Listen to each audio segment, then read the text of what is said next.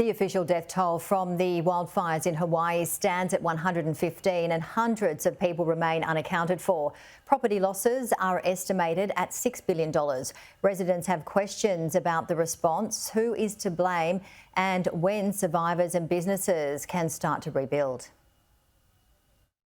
It's hard to take in, seeing all this devastation. Even as Lahaina fire survivors take stock of what's left of their historic community. Make me cry.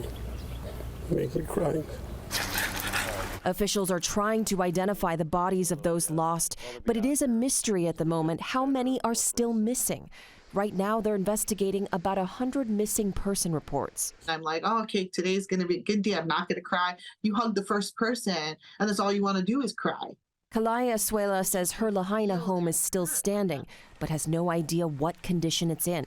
She's with her family in temporary housing, not living, she says, just existing. I don't want to be angry and I don't want to be upset, but nothing's moving.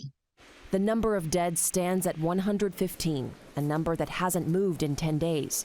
Active search and rescue is over, as federal agencies are now working to remove hazardous materials and debris to make it safe for families to return to their neighborhoods. Most Lahaina students have to either enroll at other schools on the island or take virtual classes at least until mid-October.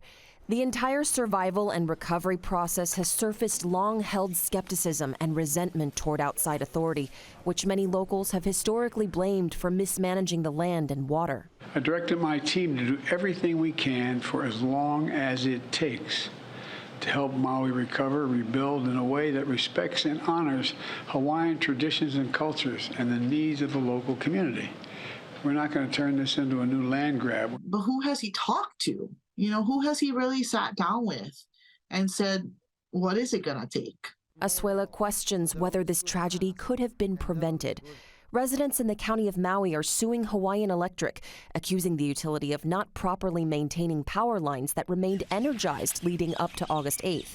The company says a downed power line in Lahaina seems to have sparked flames that morning, but says the cause of a fire that afternoon is still unknown.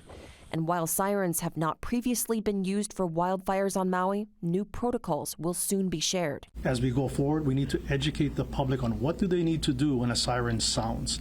And that includes our visitor population that will be unfamiliar as well. Visitors who are currently avoiding Maui.